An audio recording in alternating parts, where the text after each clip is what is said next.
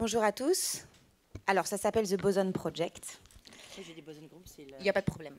lapsus Boston. Alors, ça s'appelle The Boson Project. Boson, pourquoi? Pour boson de Higgs, particules élémentaires de l'univers, puisqu'on a la prétention d'essayer de travailler sur les particules élémentaires de l'entreprise, c'est-à-dire le capital humain, les hommes et les femmes qui font le corps social des structures. Et c'est plus un projet qu'un cabinet de conseil, puisque nous sommes des illuminés militants qui essayons de mettre les hommes et les femmes de l'entreprise face à leurs responsabilités. Les dirigeants d'abord, face à la responsabilité de transformer leurs organisations, de lâcher prise, de faire confiance, d'accepter que le leader omniscient et omnipotent n'existe pas, qu'il n'a jamais existé, mais que face aux turbulences que rencontrent les organisations aujourd'hui, qu'elles viennent de l'intérieur ou de l'extérieur, plus que jamais, il va être nécessaire de réussir à faire ce lâcher prise et cette prise de responsabilité et se faire confiance. Responsabilité des cadres dirigeants et responsabilité aussi du capital humain, puisqu'on descend dans l'arène, c'est-à-dire dans les entrailles des organisations. On va voir les gens qui peuplent les structures, les mécanos chez RTE, les électriciens chez EDF. Et on leur dit finalement, si cette entreprise elle n'arrive pas à se transformer, si elle n'arrive pas à muter, si elle n'arrive pas à faire face aux défis organisationnels, culturels, business, humains d'aujourd'hui et de demain, ça sera un peu de votre faute aussi. Parce qu'aujourd'hui, on crée les conditions pour que vous puissiez prendre vos responsabilités et on ne peut pas se décharger cette responsabilité au prétexte qu'on est tout au bout de la chaîne de valeur ou tout en bas de la pyramide. Donc c'est ça, The Boson Project, une prise de responsabilité collective pour essayer de façonner une entreprise un peu différente. Et au fur et à mesure de nos missions et de nos recherches, puisqu'on est également un centre de recherche sur l'entreprise de demain, on s'est aperçu qu'il y avait un nœud qui était crucial dans cette transformation, qu'on appelle les millennials, la génération Y, les digital natives, globalement ceux qui sont nés après 1980, génération Y, donc après l'explosion d'Internet, c'est pour ça qu'on les appelle les digital natives, ou génération Z, celle née après 1995, c'est-à-dire vos enfants pour la plupart d'entre vous, qui sont de véritables digital natives pour le coup, parce que pour la Y c'est un abus de langage, puisque ce sont les premiers qui sont nés, ont grandi, évoluent dans un univers complètement digitalisé. Et on s'est aperçu que cette génération-là, elle était importante dans ces enjeux de transformation des organisations parce que son incapacité à rentrer dans le moule traditionnel de l'entreprise, à souscrire aux règles d'hier, à respecter le management, à respecter le leadership, à reconnaître les règles du jeu, était symptomatique de cette nécessaire transformation des organisations. Donc nous, notre définition du sujet, c'est pas une génération qui est individualiste, qui est pour y gâter, qui est ceci, qui est cela. C'est simplement en fait le symptôme d'un monde en profonde transformation qui accouche d'un espèce d'homo numericus, comme l'appelle Michel Serres, qui, en rentrant de manière massive dans l'entreprise, vient interpeller l'entreprise dans ce qu'elle est et dans ce à quoi elle sert. Et vient lui signifier à haute voix, et c'est parfois un peu désagréable pour les entreprises, que oui, elle est peut-être un peu en décalage avec les enjeux du monde d'aujourd'hui, pas du monde de demain, du monde d'aujourd'hui. La raison pour laquelle on pense que c'est intéressant de se pencher un petit peu sur ce sujet des millennials, c'est que si c'est un symptôme, c'est également, je le crois, un puissant levier de transformation. On fait un pari un peu audacieux, celui de se dire que finalement, dans l'étincelle qui se fait quand ils se cognent la tête à des modèles de management, des modèles de leadership, des modèles organisationnels, des business models qu'ils ne comprennent pas, dans cette étincelle, il y a peut-être des leviers pour transformer l'entreprise. Et du coup, on essaye de les mettre en lumière et d'embarquer dans ce rêve de l'entreprise de demain toutes les générations. Alors voilà pour expliquer un peu ce que c'est que The Boson Project. Peut-être pour rentrer un petit peu plus dans le vif du sujet, je vais vous parler de tout sauf de la génération Y. Parce que je pense que c'est ce qui qualifie le mieux en fait ce sujet. Je vais vous parler en fait du monde qui est le nôtre et de la façon dont on le voit ou dont on pourrait le qualifier. Ce monde-là qui accouche de cet objet un peu bizarroïde qu'on appelle les millennials. Ce monde-là, quand on ouvre des yeux grands ouverts, comme c'est le cas de nous tous dans cette salle, comment est-ce qu'on peut le qualifier ? Il y a plein d'auteurs, de penseurs, de chercheurs beaucoup plus intelligents que moi, qui ont dit des choses beaucoup plus intelligentes que moi. Donc je vais faire appel à eux. Le premier, c'est peut-être qu'on pourrait se dire qu'on est en train de vivre une époque postmoderne extraordinaire. La postmodernité, le premier qui en a parlé, c'est Michel Maffezoli, quand il a expliqué que globalement, ce qu'on était en train de vivre à l'heure actuelle, c'est comme si on tournait une page de l'histoire du monde. Et que ce n'est pas juste une transformation économique, ce n'est pas juste une transformation financière, ce n'est pas juste une transformation environnementale, ce n'est pas juste une transformation sociétale, ce n'est pas juste une refonte des idéaux qui ont structuré les sociétés modernes, c'est tout ça en même temps. C'est ça la postmodernité. Il dit finalement tous les grands modèles qui ont structuré les sociétés modernes jusqu'à présent vont devoir être réinventés dans les années à venir. C'est la raison pour laquelle Kofi Annan, quand il parle de cette population des millennials, parle d'héritiers sans héritage. Et cette notion d'héritage, je vais y revenir, parce qu'on est dans le monde de la finance et je pense que c'est un point crucial. Surtout dans le contexte un peu politique, voire très politique d'aujourd'hui, la notion d'héritage. Donc je pense qu'on est en train de vivre une époque postmoderne. Ce qui est intéressant, c'est que la traduction économique de cette postmodernité, c'est ce qu'on appelle le postmatérialisme, et là c'est plutôt Daniel Cohen qui en parle très très bien, quand il explique que la révolution industrielle, troisième ou quatrième révolution, ça dépend, les experts se tapent dessus. En fait, c'est une révolution effectivement puissante, mais qui a une caractéristique forte, c'est qu'aujourd'hui, c'est plutôt une révolution industrielle sans croissance. Et que ça pose un vrai problème, parce que jusqu'à présent, en fait, on pouvait, quand on était une entreprise, quand on était un grand-père ou un père, être assez relax et fermer ses yeux en se disant, de toute façon, demain, ça sera mieux qu'hier. C'est l'idéal de progrès. Derrière l'idéal de progrès, il y avait l'idée de croissance. C'était ça, en fait, l'énergie du progrès. Et aujourd'hui, on s'aperçoit que c'est plus aussi simple et qu'il va falloir peut-être mettre un autre fuel pour alimenter la machine à rêve, la machine à progrès. Et que demain, ça ne sera pas pire qu'hier, mais demain, ça sera résolument différemment. On va devoir trouver autre chose. D'aucuns parlent de l'économie de la connaissance, Daniel Cohen de la créativité et de l'innovation, en disant qu'on va devoir aller vers des choses de plus en plus raffinées, de plus en plus humaines, de plus en plus subtiles.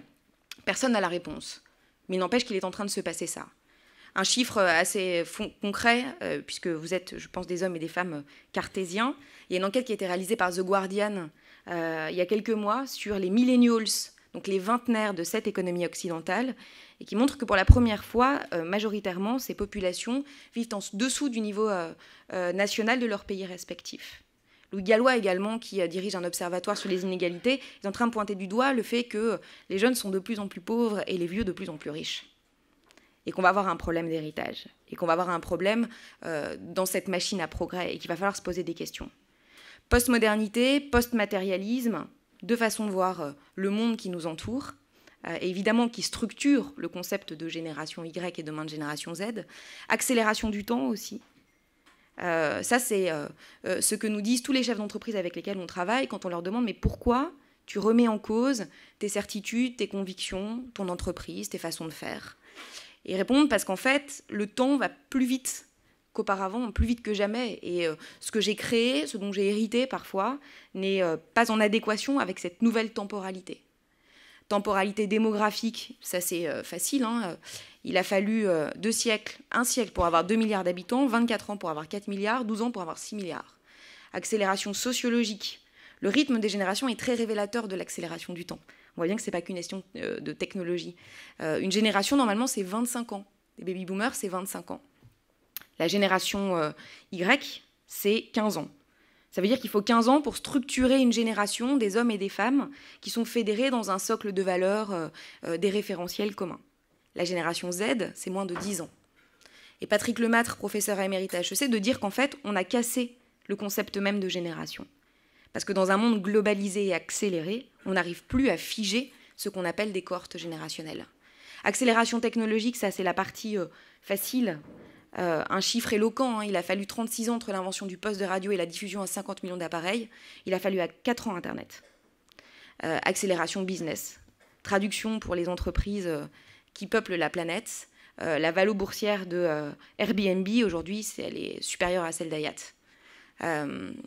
Ce qui fait dire à Daniel Cohen qu'on est rentré dans l'ère de l'innovation et qu'effectivement, les structures et les cultures d'hier ne sont peut-être pas adaptées. Un monde postmoderne, un monde post-matérialiste, un monde accéléré, et puis un monde global, où peut-être que le terme glocal serait plus adapté. Il y a une vraie révolution dont on ne prend peut-être pas la mesure, en fait, c'est que pour la première fois, on est dans un univers qui est complètement mondialisé. Le glocal, c'est penser mondial, agir local. C'est la première fois que vous avez des individus qui sont massivement davantage préoccupés par des problématiques internationales que par les problèmes politiques au niveau local, qui se sentent davantage citoyens du monde et responsables d'agir au niveau local que citoyens français. Cette globalité, elle a un impact très très fort. Et tout ce que je viens de vous raconter, ça a une incidence qui est à mon sens la seule vraie définition viable et valable de ce que sont les millennials. C'est Michel Serres qui le dit. Ils sont le produit d'une révolution anthropologique. Parce que tout ça, ça a contribué à faire émerger des individus qui se comportent pas frontalement différemment de vous, mais qui ont un rapport au temps, un rapport à l'entreprise, un rapport au globe, un rapport à la réussite, qui est façonné par cet univers digital, qui ont intégré dans leur disque dur, c'est-à-dire dans leur mindset, les impératifs de transversalité, de transparence, d'interconnexion, d'ouverture, de rapidité, qui vivent la société fluide que décrit Joël de René. Pas parce qu'ils sont plus intelligents que leurs aînés, simplement parce qu'ils sont rentrés dans cette ère-là, ou alors ils y sont nés. Et c'est leur règle, enfin c'est l'état de fait qu'ils connaissent, ils n'ont jamais rien connu d'autre. Révolution anthropologique.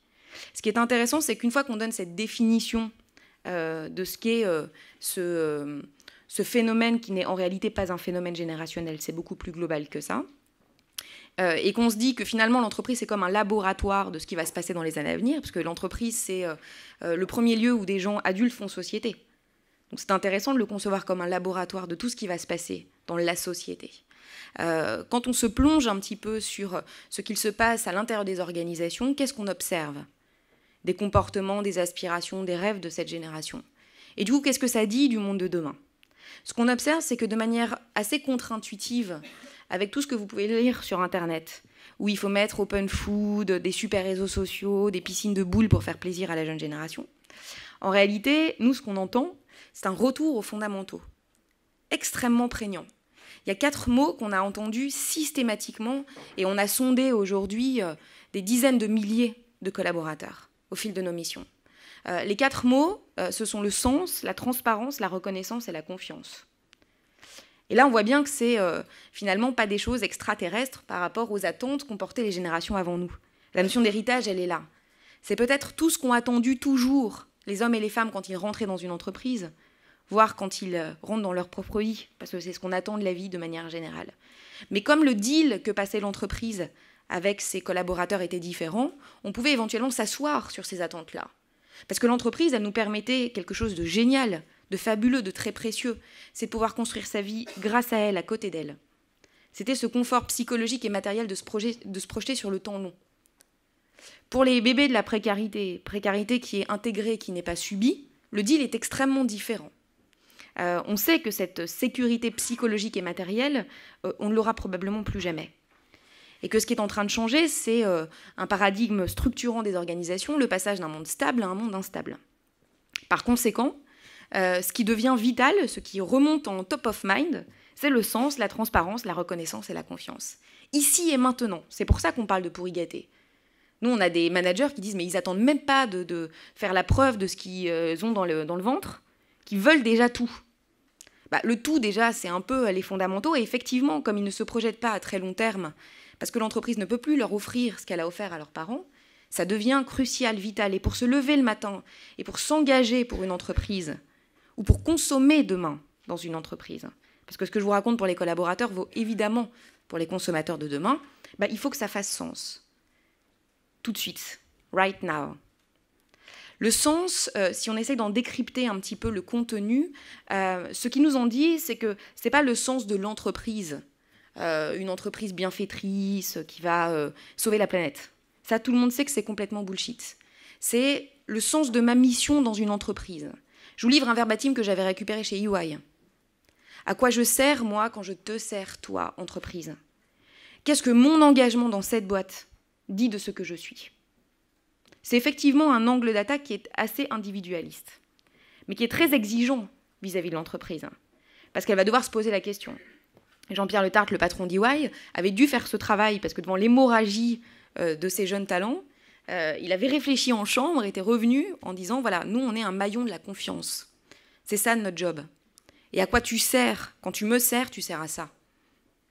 À permettre la confiance dans le système global. C'est ça le sens.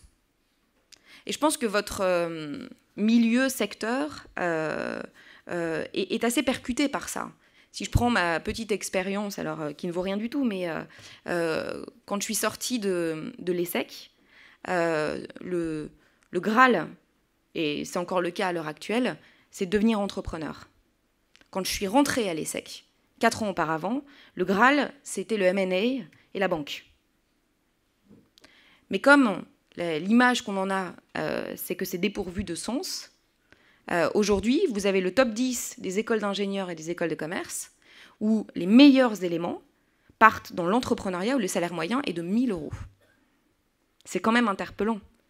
À quel point ça va avoir un impact sur le talent management que cette histoire. C'est ça le sens. Et quand on interroge des entrepreneurs dans le secteur bancaire, que ce soit KissKiss ou Bankin et compagnie, ils ont une idée fixe, c'est donner un autre sens à l'argent. Ça ne veut pas dire qu'on jette à la poubelle le capitalisme traditionnel, bien sûr que non. Mais c'est qu'il va falloir le doter d'un supplément d'âme.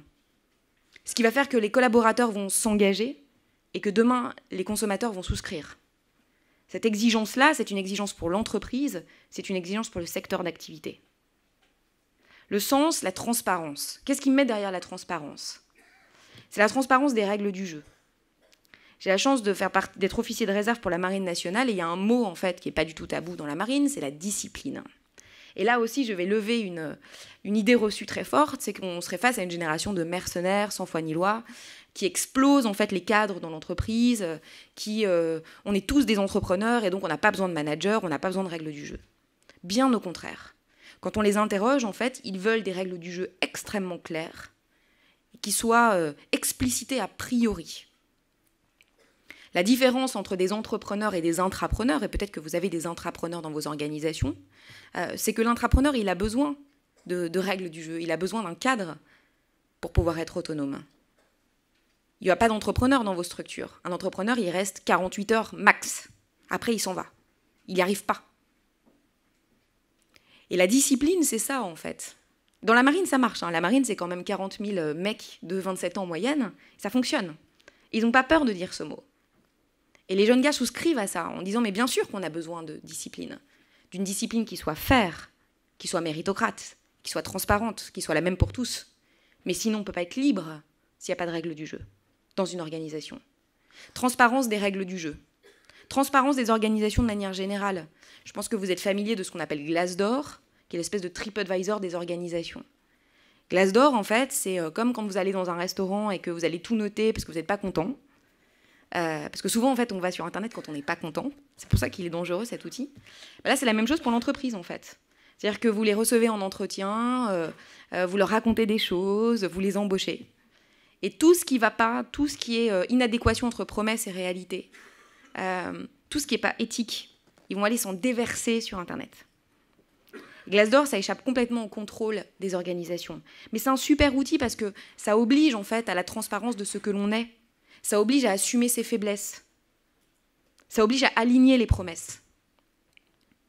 Puis le dernier point de la transparence, là c'est plutôt de la prospective, mais c'est ce qu'on appelle la symétrie des attentions. La symétrie des attentions, c'est que je pense qu'aujourd'hui et demain, on ne pourra plus promettre à ses clients ce qu'on n'est pas capable de tenir pour ses collaborateurs. Et ça, c'est probablement un des défis majeurs des secteurs d'activité et des entreprises dans les années à venir. L'alignement parfait entre dedans et dehors. On ne peut pas promettre dehors des valeurs de l'éthique et ne pas être capable de l'aligner dedans. Finalement, le pari qu'on fait, c'est de se dire que dans les années à venir, vous n'allez pas aller acheter un aspirateur Dyson parce que vous êtes allé sur Amazon et qu'il y a 200 personnes qui ont dit cet aspirateur est trop génial. Vous allez y aller, vous allez acheter cet aspirateur parce que vous allez avant aller sur Glassdoor et que vous allez vous rendre compte qu'effectivement, les gens qui ont construit l'aspirateur, les gens qui bossent pour cette boîte, ils vous disent que c'est une entreprise qui tient ses promesses, pour le collaborateur comme le consommateur. Que tout est aligné, de l'amont à l'aval de la chaîne de valeur. Super exigeant. Ceci pour la transparence. Reconnaissance.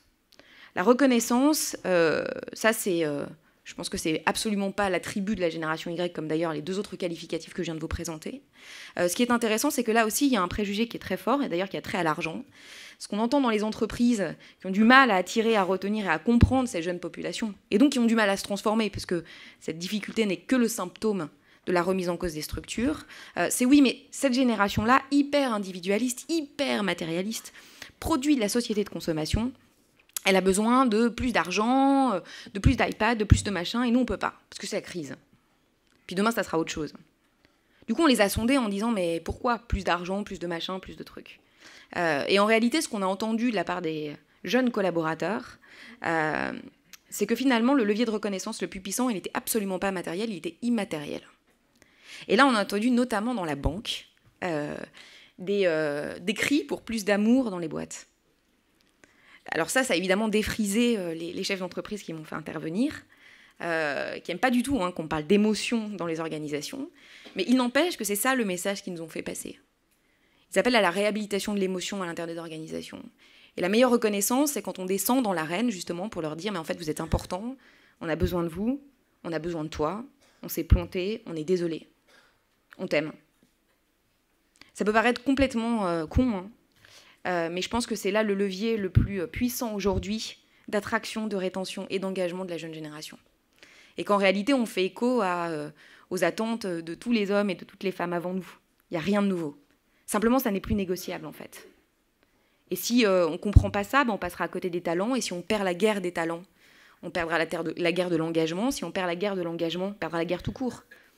Parce que si vous n'avez pas les hommes et les femmes, les talents d'aujourd'hui et de demain, qui sont engagés pour vous aider à vous transformer, en fait, il n'y aura plus d'organisation probablement dans les années à venir. On ne peut pas perdre la guerre des talents. C'est aussi une des raisons pour laquelle il est essentiel de s'intéresser à ce sujet.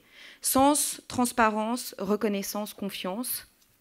Là, je pense que c'est un mot qui résonne particulièrement dans votre secteur d'activité. C'est un des changements de paradigme managériaux les plus forts. On est en train de passer d'un système du contrôle à un système de la confiance.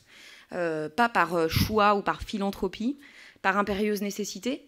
Parce qu'en réalité, au rythme où va l'obsolescence des compétences, une enquête des Échos parle de 50% des compétences présentes en entreprise potentiellement obsolètes d'ici 2 ans, en fait, on n'aura pas le choix de faire confiance d'abord, de contrôler après. Et derrière ce changement de posture des managers, des RH, des entreprises de manière générale, il y a une acceptation beaucoup plus forte et nécessaire du droit à l'erreur. Et ça va être compliqué à l'intérieur des organisations. Ce sont des révolutions culturelles nécessaires. Donc vous voyez que derrière, finalement, ce petit sujet, la génération Y, qui a du mal à rentrer dans le monde de l'entreprise, un peu pour y gâter, très individualiste, ça c'était la définition qu'on avait fait à un chef d'entreprise. Il a dit « la génération Y, c'est mes enfants que j'ai trop aimés ».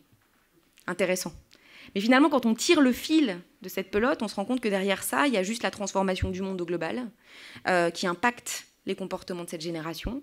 Il y a la nécessaire transformation des organisations, des entreprises, qu'elles soient publiques ou privées, mais qui n'est que la partie émergée de l'iceberg. Demain, c'est bien l'école, les syndicats, les partis politiques, et même la notion d'État-nation qui va être confrontée à la même problématique. Je dois faire respecter la discipline. Je suis désolée, je vais peut-être vous laisser le mot de conclusion, parce que... Il n'y a pas de souci.